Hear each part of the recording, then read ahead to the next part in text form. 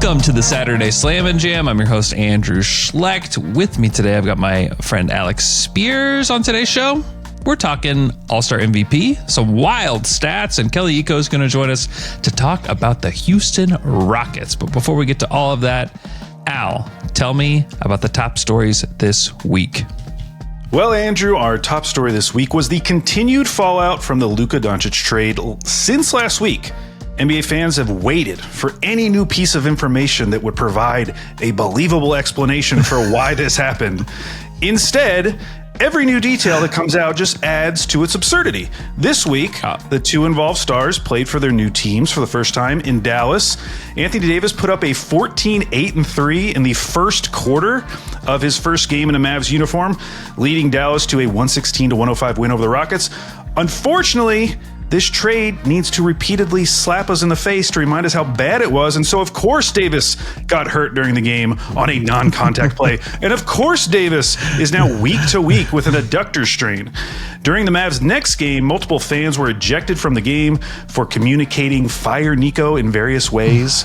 And it's probably also worth mentioning that new Mavs owner Patrick Dumont spoke for the first time after the trade, saying, quote, "If you look at the greats in the league, the people you and I grew up with, Jordan, Bird, Kobe, Shaq, they worked really hard every day with a singular focus to win.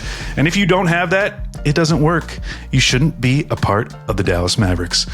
So, in summary, instead of a fun conspiracy theory involving backroom deals with the league, the best explanation for the Luka trade a week later appears to be, I think these guys might just be stupid. As LeBron commented on Instagram, quote, "When a clown moves into a palace, he doesn't become a king. The palace becomes a circus."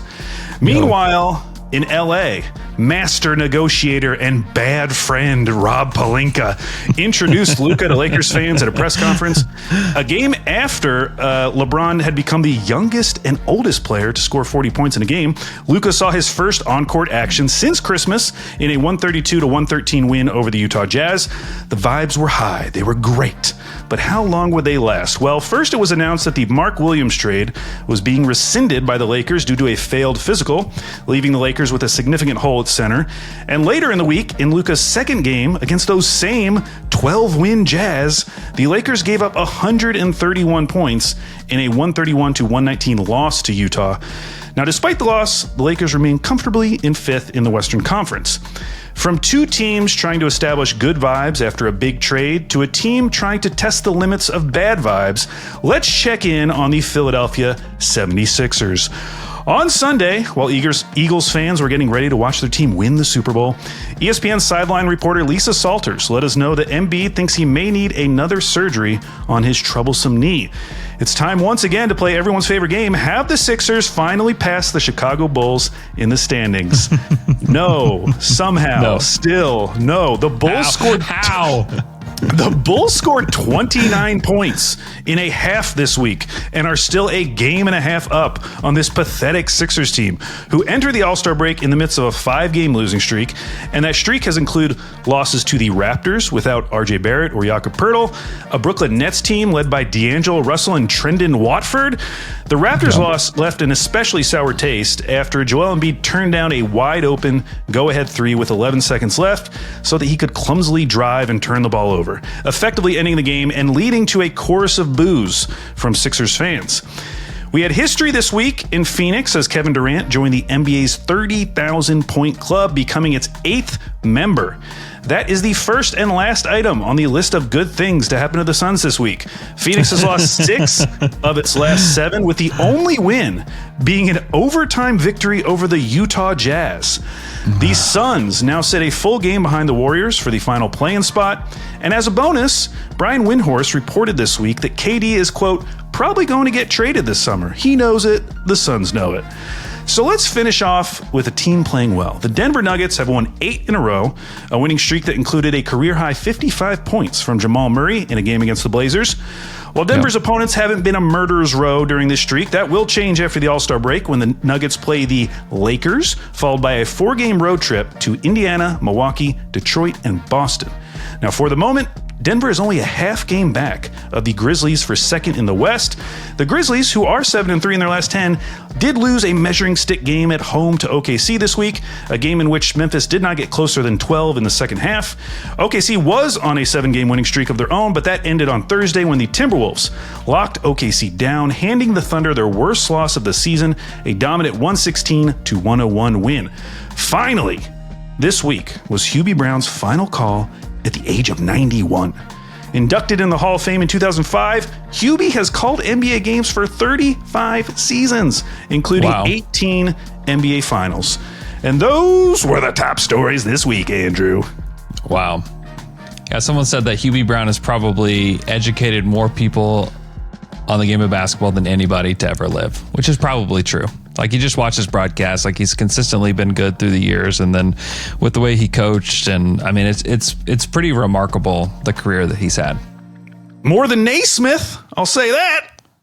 That Joker. More than Naismith.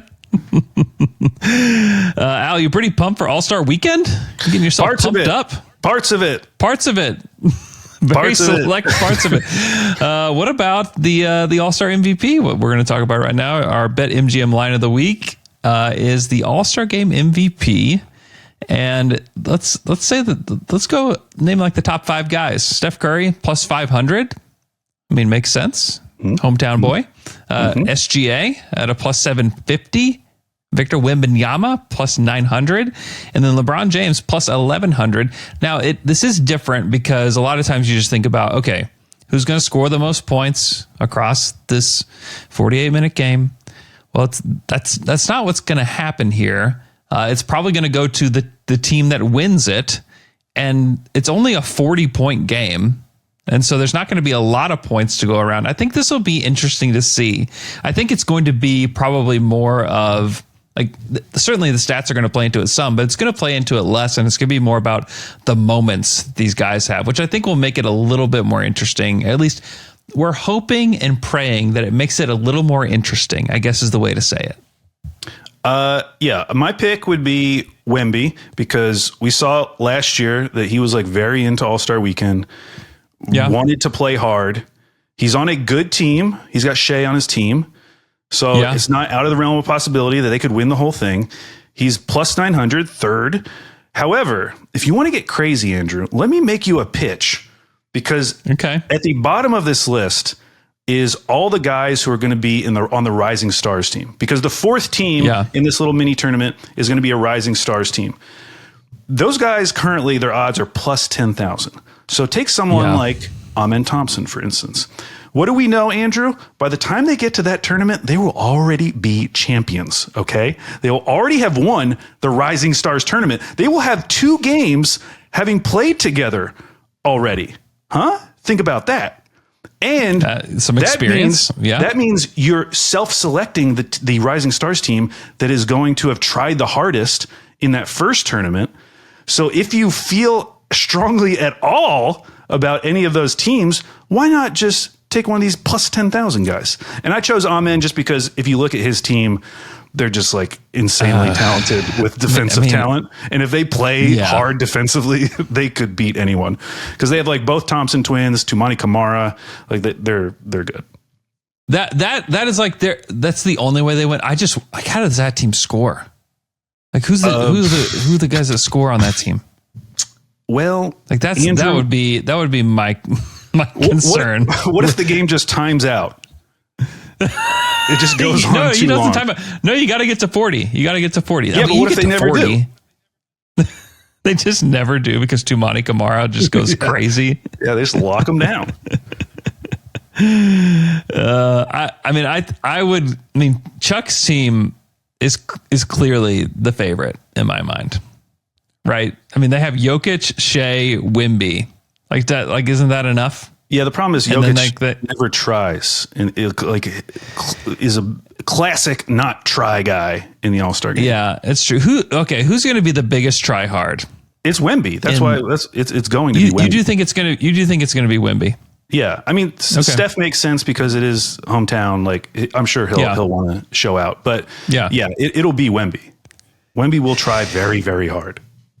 Yeah, Shea and Wemby will be interesting. Also, Trae Young and Wemby could be interesting too. Like they've got guys that can find him. Like, and Donovan Mitchell's just kind of like hiding on this team too. I just think like Chuck's team is just destined to win this one. What about this scenario? What if the G League team somehow makes it? Like Reed Shepherd just gets hot, and somehow this G League team with Mac McClung plays. Dink Pate makes it to Sunday. Yeah. Like that's a disaster scenario. This is where like I think it's fun to give them a chance, but this is where I would not do it. Just because like the upside does not anywhere eclipse what the downside could be, honestly, for this. Well, the upside is like literally Reed Shepherd hits 12 threes in the game. Like that would be very exciting to see, but he has to do it in every game for me to stay engaged. Yes. Yeah. But still. Like it's not, the upside's not there. It doesn't exist. I don't even know if there are odds on those guys. Are there odds? I think Wemby you can do Reed Shepherd plus 10,000. There you go. For MVP? Yeah, for All-Star Game MVP. Yes. Go get your odds at BetMGM. Alex, let's move on to our favorites this week. Do you have a favorite quote from this week? Yes, my favorite quote this week is, don't trade me, I want to be here. Now, that is apparently what Malik Beasley told Trajan Langdon heading into this trade deadline. It's not really that exciting of a quote, but I just wanted to use it as an excuse to talk about Beasley and the Pistons. First, after the last few years, honestly, having any competent NBA player saying he doesn't want to be traded from Detroit, I say that's a win. No kidding. And a sign that this team has finally turned things around. But also, this week, before the All-Star break, Malik Beasley became the franchise leader for most threes made in a season with 212. Isn't that crazy? Beating Sadiq Bey after hitting 7 threes in only 16 minutes of game time. Now, he also became just the 4th player in NBA history to hit 200 plus threes in 4 consecutive seasons. I don't know if I've ever seen a random role player speed run a franchise record this fast. If you're a 3-point shooter trying to become a franchise leader, Detroit is like in the best situation because their franchise leader in threes made, Joe Dumars, has under 1,000 career threes. So let's assume Malik Beasley signs an extension with Detroit this summer. If he replicates what he's doing this season or even comes close to it, he will finish next season with the 5th most threes in Pistons franchise history. He'll already be top 5. At this pace, Andrew, he could conceivably break the franchise record in only 4 seasons played.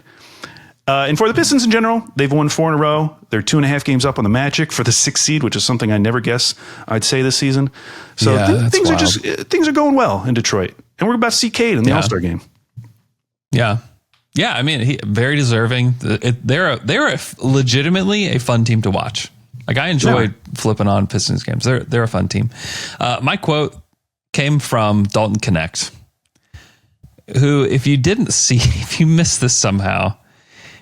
He was introduced as a Charlotte Hornet and like very legitimately thought he was a Charlotte Hornet for a little bit. I mean, this was his quote after he came back to LA. It was like a movie. It was hard. I got drafted here, so LA means a lot to me. So hearing that, and then I go to Charlotte in the morning with one of my guys and get introduced and start meeting all those people and then fly out to Detroit to what was called my debut game.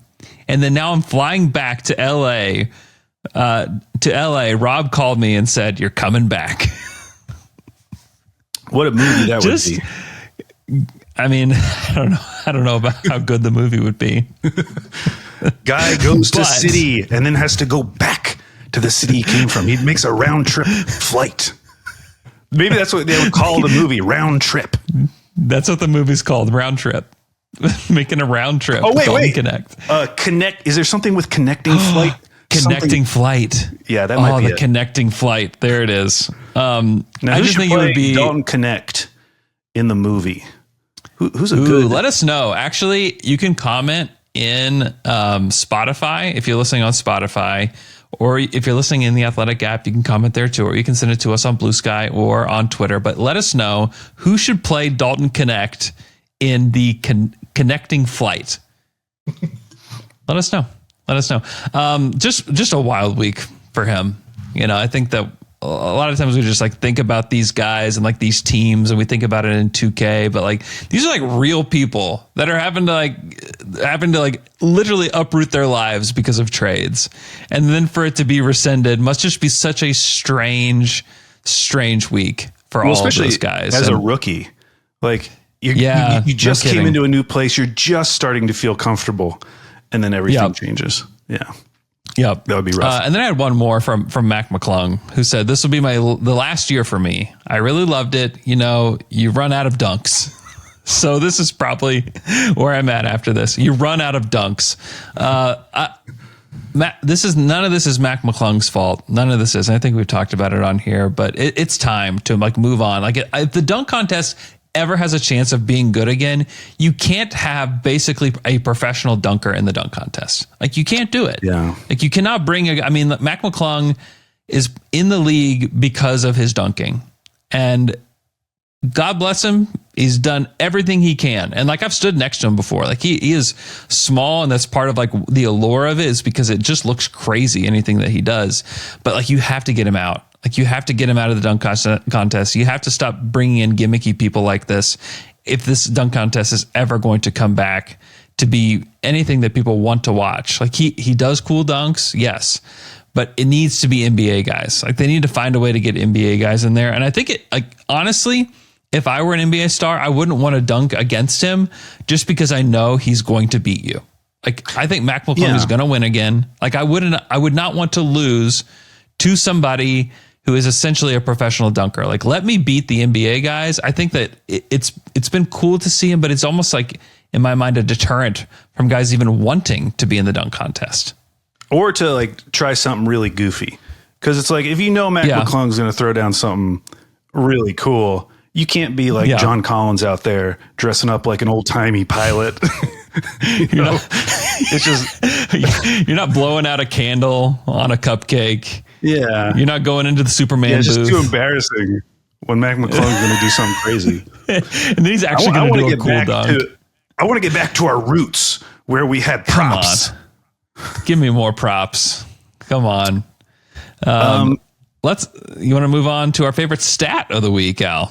Yes. My favorite stat this week was posted by Reddit user _blind_bomber. Nice. Since joining the Sixers, Paul George has uploaded more podcast clips to YouTube than field goals made. And folks, It's not close, okay? This stat was posted a few days ago. I didn't need to look up what Paul George did in subsequent games because it wasn't close. Now, this is a funny stat that if Paul George was playing well, wouldn't seem significant at all. But Paul George is having a really bad season. He's averaging under 17 points per game, something he has not done over a full season since he was 21. He's only getting to the line 2.5 times per game. And in general, just doesn't look anything close to the player we remember, even as recently as last season with the Clippers. In a loss to the Nets this week, a game without Embiid and Maxey, so a game where, PG is going to have to step up to give the Sixers a chance. Yeah. Paul George scored 2 points. 2. And that sounds crazy, but what's crazier is that that's the second game this season that Paul George has scored 2 points. Prior to this season, the last time he scored 2 or fewer points was 2017. Andrew, is this already the worst contract in the league? He is a 34-year-old averaging under 17 a game who will be making $56 million 3 seasons from now. Now, the good news for Sixers fans, depending on your mood, is that the Sixers have moved into a tie for 6th with the Nets in the reverse standings, which as of right now would give them a 34.8% chance of keeping their pick. If they won the tie, it would go up a little bit more. Now, there was a report that just came out. We're recording on Thursday night that Paul George has been dealing with these like really bothersome injuries, like just like small little injuries throughout the season. So, you hope, if you're a Sixers fan, you hope that like this is just kind of the season from hell for everyone, everyone. Yeah. And that with a summer, because they're not going to be playing in the playoffs, with a full summer to like rest and recover, Paul George can come back next season and start to look like the player you were expecting to get. Maybe this is just like an injury, weird fluke season, but man, it's rough right now. Yeah. I mean, that's literally their only option because you look at the guys that they have. I mean, like their only like true tradable player is Tyrese Maxey right now as like a guy that you can go get like good value for. Like you can't. They're actually like in this weird spot where you can't reset. Like you just can't do it. Like you can't even do it. I mean, they have $100 million between Joel Embiid and Paul George that you cannot trade. No, you got to ride it out, and you got to pray that you get this pick, because one thing Daryl Morey has been good at drafting. He got Jared McCain last year. If they get a top 6 pick, that could potentially change everything. Like even if these next couple seasons are, below what you expected, you can start building a core of young guys with Maxey, McCain, and whoever they drafted, where you at least would have some hope long term. If they lose that pick, you just start praying. Yeah. They're in a very tough spot. Speaking of a tough spot, on Wednesday night, this is my stat of the week. The Heat led the Thunder 93-83 after 3 quarters, and the Thunder went on to beat the Heat by 14 points. They outscored the Heat by 32-8, which feels like something that should and would only happen once in a season. But it's not. It's happened 3 times to the Miami Heat in fourth quarters. On December 21st, the Heat led the Magic 106-84 after 3 quarters. And then the Magic outscored the Heat 37-8 in the fourth quarter. How does this happen? Twice, and it happened another time on February 7th. Not that long ago, just a week ago. The Heat led the Nets 77-71 after 3, and then the Nets outscored the Heat 31-9 in the fourth quarter to go on to win the game. That just made me say, what? And it's not surprising. Like you watch the Heat, like they can definitely get in the mud with their offense, but to do that 3 times in a season is wild. And what's funny is that the only other team that has scored less than 10 points in a quarter was the Thunder against the Bucks. And no, it wasn't that game that you're thinking of at the NBA Cup. This actually happened when the Thunder blew out the Bucks so badly. The Thunder only scored 9 points in the fourth quarter and still beat the Bucks in that game. But I just thought that was wild that this had happened 3 times to the Miami Heat. And they've blown a lot of leads. I think they've blown like 14 different like double-digit leads this season. But to have 3 fourth quarters where you score 9, 8, and 8 points in a quarter is just wild to me. And for it to be in the fourth quarter when everything is supposed to matter more is just, I mean, that's just embarrassing. Just a wild, weird season for the Miami Heat. Yeah, it must be a frustrating watch for fans because they're obviously so competitive night to night. Yeah. But then they lose these types of games. I mean, now they're on a game losing streak. They've dropped below the Hawks. They're in the 9th spot. They just lost to the Mavericks, who have they've got Kyrie still, but they're like really just like putting this thing together and somehow are still beating teams. Shout out to the Mavericks, who, despite all the bad press around them, the team actually is still delivering, which is pretty wild. Listen to the starting lineup that the Heat lost to. Max Christie, Dante Exum, Spencer Dinwiddie, Kessler Edwards, and Olivier Maxence Prosper. That was the Mavericks starting 5. Kyrie didn't even play tonight because he has right shoulder soreness. PJ Washington didn't play. Klay Thompson didn't play. Still got the win. The zombie Mavs. Unbelievable. You want to move on to our player of the week, Al? Yes. My favorite player this week is Christian Braun. Wow. Yeah, Christian Braun. Braun. Listen. Braun is having best week of his career outside of winning a ring a few years ago. Over his past 5 games, he is averaging 21, 8, and 4. Christian Braun is doing that. He's shooting 61% from the field. He's getting to the line over 4 times a game. That's for the season. He continues to improve on his strengths. He's a beast getting to the rim. He takes 58% of his shots at the rim, which is in the 99th percentile among wings. And he's shooting 71% on those rim attempts.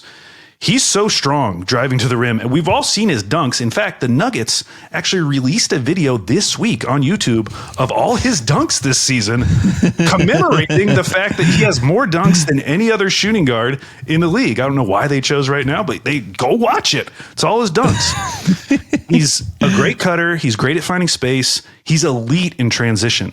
He averages 1.34 points per transition play, which is number 1 in the league among players who have at least 4 transition plays per game. Now, there were some questions about Braun in the preseason. we knew he was stepping into this starting role for the first time, replacing KCP.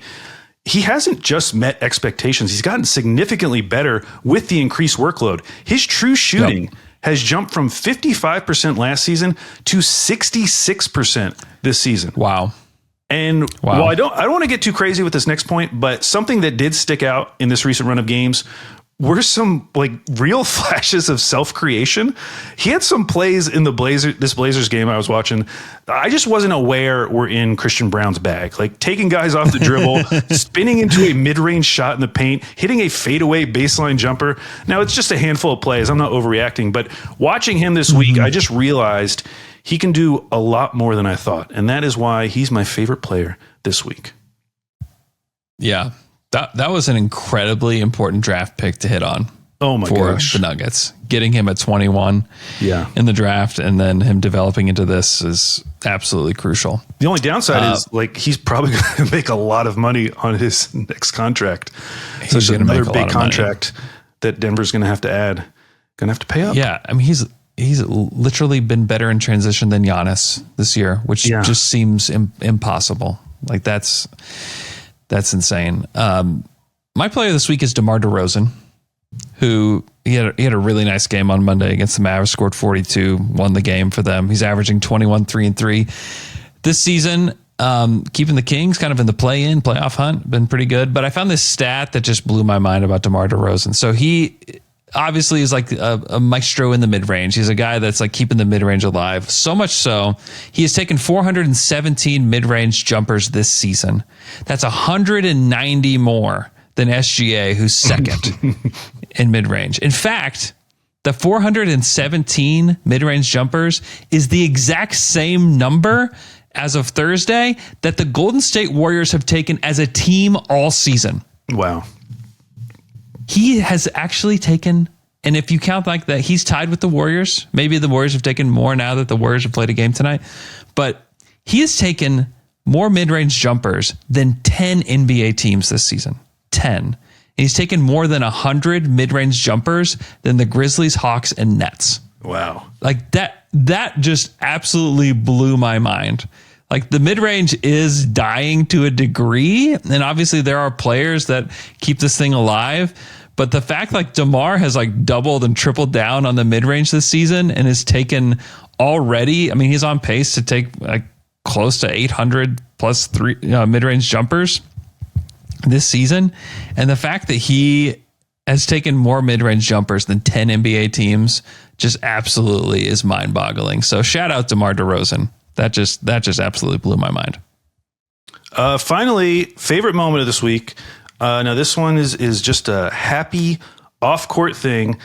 Finding out that Nate Robinson had successful kidney transplant. If you haven't been following his story, Nate Rob's been dealing with kidney failure for 7 years, having to go to dialysis multiple days a week, sit there for hours and hours while he waited for a donor. Didn't know if he was going to get one. He posted a picture to Instagram this week with his donor after a successful surgery. Always been a huge Nate Rob fan. Hey, speaking of dunk contest, now there was a showman in the crew. There was a real dunk contest contestant right there. He knew how to get the crowd going. He was just one of those players that was impossible to root against. And so it was just great to see him get this opportunity after so many years. Yeah. And I know firsthand like how significant this can be. I donated a kidney to my father-in-law. It'll be 10 years in May of this year.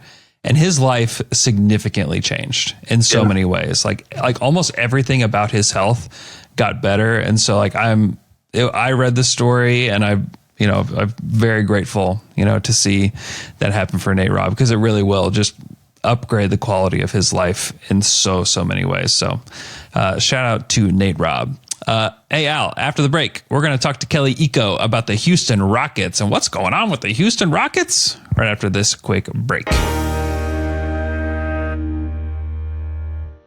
All right, Andrew, it is time for the Wheel of Fandom, the weekly segment where we spin a wheel, it lands on a team, and we become fans of that team for the next week. 2 weeks ago, the wheel landed on the Houston Rockets, and it started off pretty rough with the Rockets losing their first 5 games, part of a 6-game losing streak. They did get 2 wins over Toronto and Phoenix, but ended the week with a loss to Golden State. The Rockets are 34-21, fourth in the West, only a half game up on the Lakers, with the 12th ranked offense and 4th ranked defense per clean the glass. Andrew, if the Rockets are our favorite team, who is our guest? It's our favorite Rockets beat writer, Kelly Iko from The Athletic. Kelly, thanks for joining. How you doing, man? Sorry for the late notice. A lot of stuff going on here, so I had to get to it. It's all good. No, we're glad you could join. So, Kelly, prior to the last 2 weeks, the Rockets hadn't lost more than 2 games in a row all season. What's been the biggest issues during this recent stretch for Houston? I think the biggest issue for them right now is that their half-court issues are starting to become exploited on a bigger stage. Obviously, playing without Fred VanVleet, he's been their organizer, their table setter for 2 years now. I feel like they became so attached to him as their plan A that they never sufficiently created a plan B in the case of an injury or absence or whatever. So what you're seeing now on a nightly basis is the Rockets are struggling to generate consistent half-court shots. Like against the Warriors, I think they finished the game scoring 68 points per 100 plays in the half-court. That's atrocious. It's not going to get it done at any level. Yeah. And it just comes back to a lack of spacing, a lack of movement, guys not understanding where to be at certain times. Other teams that are going to throw different coverages at them, like the Warriors that showed zones, they blitzed. You have Alp in the middle at the free throw line trying to direct traffic, and guys don't know where to be. It's just a mess. And I think that's been the biggest issue because they don't know how to score at an efficient rate. And when, the fourth quarter comes around, their luck that they rode all year starting to come back to bite them. I think they haven't, even though they're 18-12 in the clutch, they have like a -7 net rating, which is that's the basketball gods to a T. And now you're seeing them, come back to earth in terms of how these teams are starting to affect them on a nightly basis. So one bright spot for the Rockets, regardless of the outcome, has been the play of Amen Thompson, who's gone to another level in the new year. He's such a unique player. Everyone knows he's kind of already an elite defensive player, but I'm interested in what you think about his offensive development this season. Where do you think he's made his biggest leaps on that end? If I was to pinpoint an area where I think Amen has made the biggest leap, it has to be in his mid-range comfortability. I think as a rookie, it was clear that he either was going to go to the rim and try and get fouled or, look for someone else to come get the ball. Now that the Rockets have put more trust in him in the half court, you're seeing him kind of get to his spots a little bit more, with a little more fluidity. He's still a bit of a rigid ball handler. And you see at times he turns the ball over a bit too much, where you saw like late game in Brooklyn and New York. But as a mid-range pull-up guy, he does have some potential there. Obviously, the shot is still kind of funky in terms of the mechanics, but it looks a lot better than it was as a rookie. And I think that part of his game, obviously with the athleticism he possesses, he can get to the rim at will. But if he creates that in-between game, that 12 to 15 footer jumper or floater, that will open up a lot more doors for him and will make him a more well-rounded offensive player. So the Rockets stayed pretty quiet on trade deadline day, only making a couple small moves. Was there any point where you thought that the Rockets might get involved in something bigger and be more aggressive than you thought they would be? I did. And that goes back to your earlier question about their struggles in the half court. I always thought that they still could use, a legitimate floor spacer. Right? Like if you're at a point where Dillon Brooks is your most consistent shooter, that kind of tells you where you are as a team, as an overall shooting unit. So I thought they would get in the mix for Cam Johnson. They didn't want to do that. I thought they would get in the mix for, there were a number of guys on the market that I thought could come in and even if they're playing 15, 18 minutes a night, give Houston some legitimate spacing. I think their biggest issue is that a lot of their guys want to do the same thing. They want to get to the basket. They want to attack the rim. They want to hunt for fouls. When you have that, and you have a guy in Alperen Sengun who's so crafty around the basket. He has great footwork. He wants to get guys open looks. these guys aren't great shooters. They're inconsistent shooters. So I was surprised that the Rockets that they weren't more aggressive around the trade deadline. It seems like everything that was coming out of their books was they're confident in this group. They want to ride the momentum out to the playoffs. But as you're seeing over the last 2 weeks, that can only get you so far. So prior to the trade deadline, I thought that this is a group that could make a run to the Western Conference Finals. Now, if you ask me today, if they lost in the first round, I wouldn't be surprised. How aggressive do you think they might be this summer? Are you expecting like a big splash trade? Yeah, I think so. Yeah. I think if everything building up to this moment has been about accumulating data, I do think that once you have a playoff series under your belt, now you're almost along that cycle of, I remember a couple of years ago, they had the whole thing about phase 1, phase 2, whatever. And I call this phase 2.5 because up until you acquire, or up until you make a blockbuster move, then you're fully in phase 3. Like if they had gone out and gotten a Jimmy Butler, if they had gone out and gotten a Kevin Durant, now you're putting yourself in phase 3. But I think after this playoff series, this playoff period coming up in a few months, they'll have enough data to see, okay, this is what we have. This is what should stay. This is what that can possibly go if we look to go bring in a bona fide A1 alpha. And I think this summer, potentially, you could do that because as far as flexibility goes, you're under the tax right now. Next season, the extensions kick in. Jalen's kick in. Alperen's kicks in. You're going to be over the tax.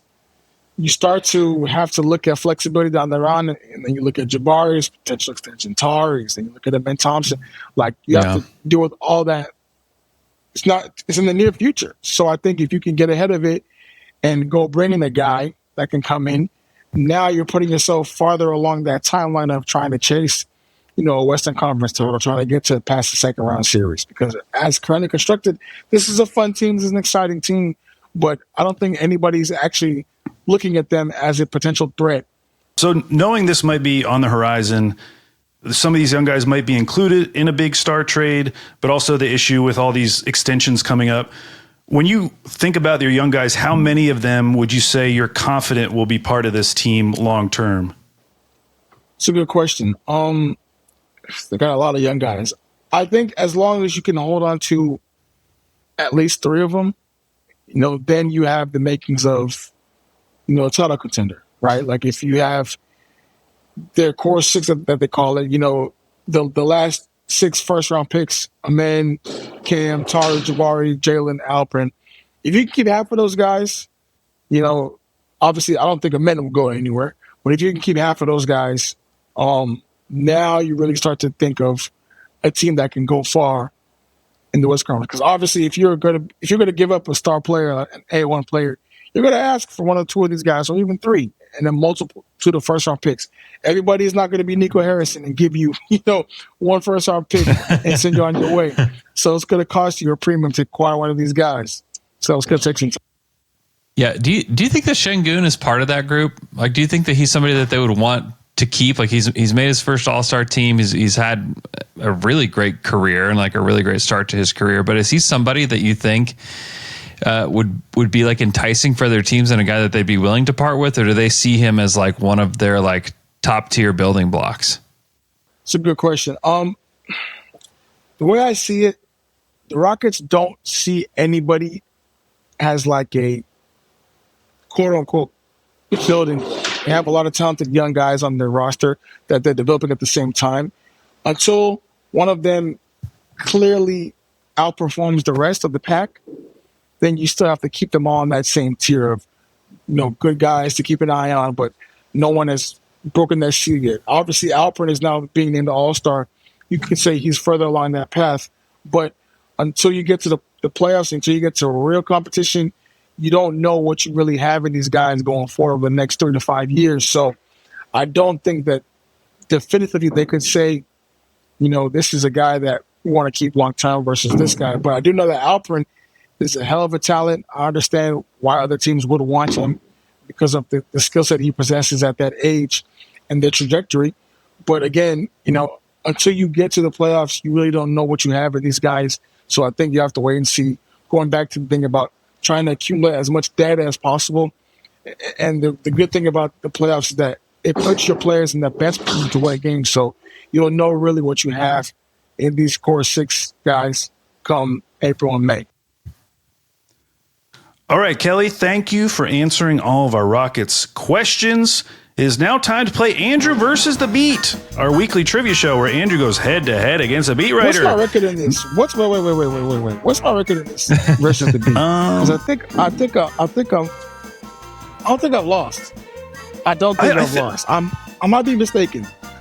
When I play this, I don't remember. Have you been on more than once? I can't remember if you've been on multiple times or not. I've been on 3 times. I was going to say, I think he's been on 3 times. Yeah. So this could be a rubber match. We don't know.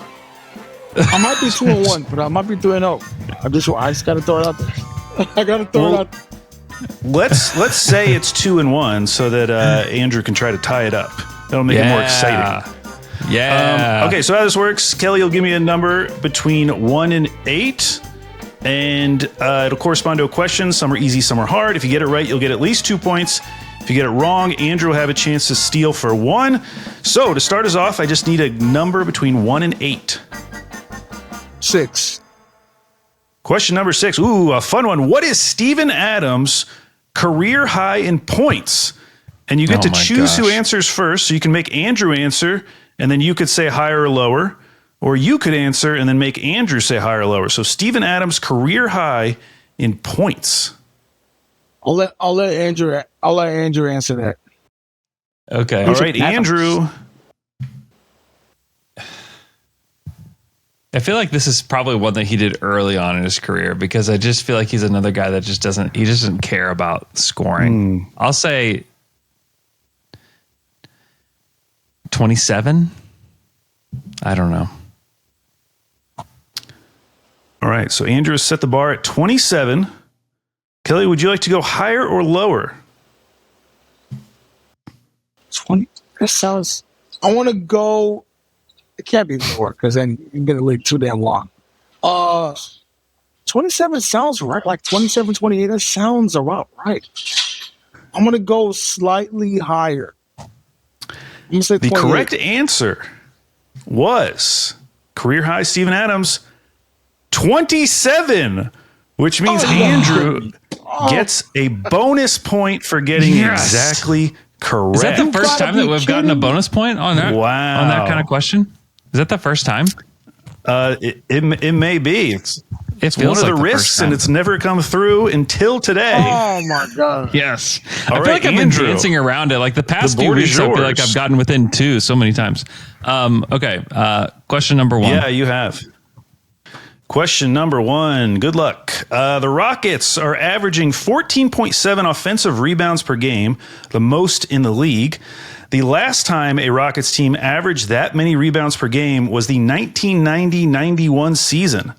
And on that Rockets team, there were 3 players who averaged more than 3 offensive rebounds per game. Oh my How many gosh. can you name, Andrew? So we're talking 1990-91 Rockets. 3 guys who each averaged 3+ offensive rebounds per game. You do get 1 point per correct answer. Hakeem Olajuwon. That is correct for 1 point. Oh boy. Any other names, Andrew? You big 1990s Rocket fan?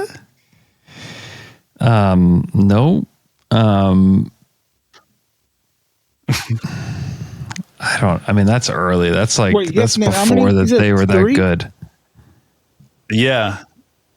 Yeah. Average at least 3 offensive rebounds per game. Can I steal? I know one guy. He doesn't. You will in a second. Andrew, you can throw out a name, Andrew, if you can think of another Rocket. But it sounds like you might not be able to. I don't. Yeah, I'm cooked. I don't know who else was on that 90-91 team. All right, Kelly, who's the name you were thinking of? Hakeem Otisthorpe. Yes. There's one more. Larry. It's not Larry Johnson. Larry? There's Smith. Oh, that's it. You got it. Come on. Wow. So Kelly gets 2 points. I did not think anyone was going to get Larry Smith. When you said Larry, I was like, oh my gosh, he's so close. Halfway. Wow. Well, you needed that, Kelly, because now it is 3-2. You're only down by 1, and the board is yours. Okay. Let's go with 8. Let's go with 8. Question number 8. Amen Thompson is on pace to crack 100 dunks this season. Who was the last Rocket to have at least 100 dunks in a season? Last Rocket? Jalen Green. That is incorrect. Andrew, you have a chance to steal. Wait, last Rocket? The last Rocket to have 100 plus dunks. Like 100 or more? Yeah. In a season. I mean, Andrew, do you have any guesses? Clint Capella? I know it. Clint Capella. That would be a long time ago. The correct answer was KJ Martin. Oh, KJ. KJ did it. Nah. KJ did do it. KJ did do it. All right, Andrew, the board is yours. Okay. Number 2. Question number 2.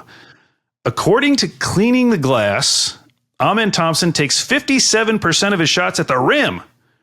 Among NBA wings and forwards who have played at least 1,000 minutes this season, there's only one player who takes a higher percentage of his shots at the rim.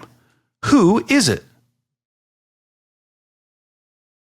Christian Braun? So this is a NBA wing or forward. That is correct, Andrew. Wait, what? Yeah, it's Christian Braun. Oh Isn't that crazy? God. How did he takes 58% of his shots. Now, this is only wings and forwards, so he's not being compared to centers, but it is still crazy. He takes 58%. How did you just know that off the rip? That's all right. He knew that because did he write these questions? Is this like one of those? I will say, Kelly, that was an unfortunate question for Andrew to get because earlier in the show, I happened to talk about Christian Braun for an extended period, and may have helped Andrew there. May have helped Andrew. Educated. Did y'all watch It's Always Sunny in Philadelphia? Yeah. Because this is like the episode where they had the game show, and Charlie filled out the survey, and he knew all the answers because he filled out the survey, and they were wondering how he knew all the answers because he did it. So, no, all right, Andrew. Kelly's on to us, Andrew. Kelly, what number would you like next? Let's go 5. Question number 5. Jalen Green already has the 5th most three-pointers in Rockets franchise history. He's already number 5 on the list. Wow. Harden is obviously number 1. Who are the players at 2, 3, and 4 on the all-time franchise list for most made threes? You do get 1 point per correct answer. Wait, I have to name how many? Well, you can name all 3. You would get 3 points if you got it right. But it's just whoever's in 2nd, 3rd, and 4th on the all-time franchise list for most three-pointers made. Franchise most three-pointers. That's tracking since 19 whatever. All right. You said James is first? Yeah, Harden's first. Jalen Green is 5th. Who are the 3 guys in the middle? Eric. What is Eric's last name? Gordon. Correct for 1 point. Eric? Is PJ on that list? No, Trevor Reeves is on that list. Trevor Reeves is on that list. That is correct. Can you get the last one, Kelly? Can you sweep it? It's not Team Nice. This would tie the game. It's not Kevin Martin. Is it PJ? Is it PJ? Did the PJ get? This is hard. Wait. I'm gonna go with PJ Tucker. No, he's a career threes. No, Rockets. Hold on. 1 second. Kelly really wants this point. This would tie the game with only 3 questions to go. I'm going to go with Aaron Brooks. Aaron Brooks. Oh. Okay, that is incorrect. Incorrect. I will look up where those guys are on the list just for fun. Aaron Brooks has got to be up there. He's got to be up there. Andrew, do you have a guess for the final one? It's got to be up there. What about my God, I Catino forgot. Mobley? Oh, I forgot one. Ooh, No, he's down there. Andrew, He's down he there. was number 6 on the list. But I was looking for number 4 on the list. Can we Which get a hint? Can we get a hint? Hasn't played in decades. Oh, so it's an old school guy. Yeah. Vernon Maxwell? It's not what's It is Vernon Maxwell. Is Vernon Maxwell. No point for you, Andrew. But you did guess it. Thank God. Okay, Andrew, you're up by 1. 3 questions to go. Number 3. Question number 3. Alperen Şengün has over 2,100 rebounds through his first 4 seasons in the NBA. Who was the last Houston Rocket to have more rebounds than Şengün through his first 4 seasons in the NBA? So this is rookie year to year 4. They have to add more than 2,100 rebounds. Now, Şengün might pass this person by the end of the year, of course. It's only all-star break. But who was that, Andrew? Last Rocket. Wow. Oh, boy. And they had to do it as a Rocket. So you said This it's is been as the a first Rocket. 4 seasons? Yeah, as a Rocket. Yeah. They have to play a lot. It's like kind of the thing. First 4 seasons. And what's the number again? 2,100? Is that what you said? 2,100 rebounds, yeah. Okay. I don't know why I keep... 525 a year. Yeah. That's a Shoot. hard one. I That's don't really... There's not... Capella just didn't play enough. He's like a guess in my head, but I just don't think he played enough to start his career with the Rockets. Oh,